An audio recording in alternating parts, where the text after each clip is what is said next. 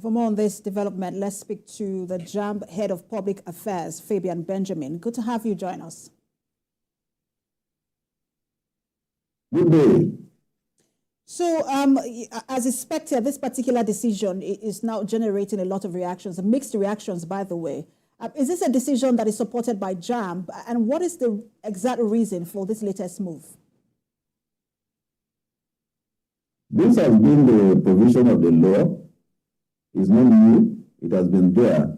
I think the Senate committee is only emphasizing, with the minister rather, and the Senate committee is on supporting the minister's position that, look, this is a law that we have made, and it should be seen to be, at least the candidate should comply with it.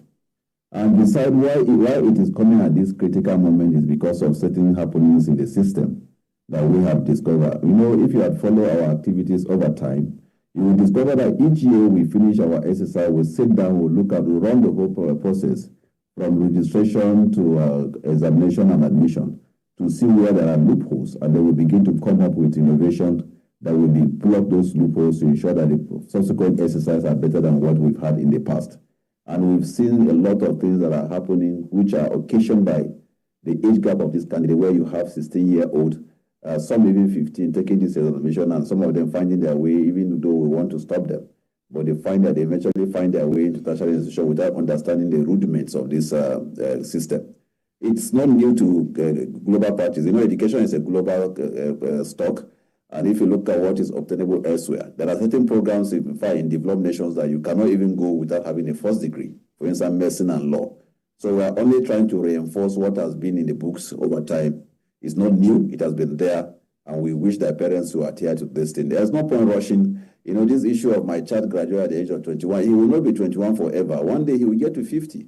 But it's better for him to have that, to be solid in whatever he wants to do and stuff like that. So the society will be better if we adhere to it. Besides, if you look at the 634 system, you will see that a child is supposed to be at least 6 years before he gets into primary school, 6 years in primary school, 6 years in secondary school. He would have been 18. That is the design. So there's no point rushing the candidates and then getting them out of university without them actually understanding the essence for which they've gone to that particular institution. When you say, you know, there are a lot of questions from what you just said, but when you say that because of the things you have discovered, what are the things that you have discovered that led to this particular decision? You can see a lot of people are talking about exploitation. You see some of these candidate universities, there have been so many things that we cannot begin to say on air here that are not even good for the ears to hear. That some of these candidates, they get to the institution, they can't even take good care of themselves. They don't even understand why they are there. And you see, you are training these people to become leaders of tomorrow. And if they are not well-grounded, if they don't understand, by the time you come out of a 4-year program, you won't go back there again. You would have lost a lot of things. I'm sure if you interview some of these candidates, will tell you that, oh, if only I could have a second chance, I will prepare myself better and do better than what I did in the past and stuff like that. So besides, if you look at the design of the educational system, it is expected that you must get to certain maturity age for you to attend certain class, right from primary school to secondary school and to the university. And for those who say, look, this is setting the nation backwards, because there are some children who are actually certified gifted, and holding them back is almost as also holding the progress that, you know, that is tied to, it's also a national progress, as it were, because there are climes where you have some of these children who are already at 12, at 13, 14, 15, already in universities, you know, or even already having their PhDs. What then happens to children who are, you know, certified gifted? We are not saying any child should be held back. What we are saying is that let the right thing be done. From the beginning, from the word go, if you allow the child to grow, to follow the process at its own time, you will discover that the child will not be held at any point. Because if you allow him to mature before getting into primary school, a situation where, because some of these parents are career people, and they just want to dump these children somewhere, and then you find children 2 years in primary school and stuff like that, it's not really encouraging. But if you allow them to attain the age for which the designers of this education designed, okay, at this particular age, it should be in primary school, at this particular age, it should be in secondary school.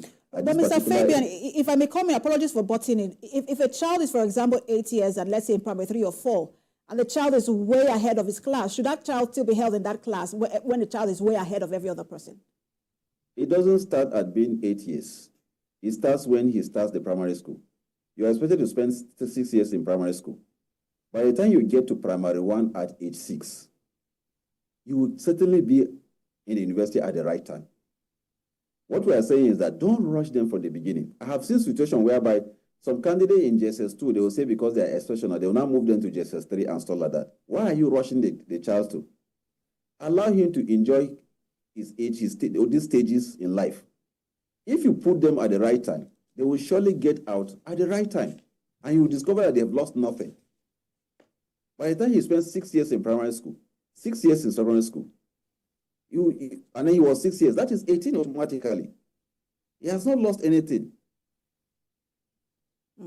Thank you so much for your time. People are still reacting to that decision. We'll continue to monitor and follow through. Thank you for your time. I'm Head of Public Affairs, Jamb, Fabian Benjamin.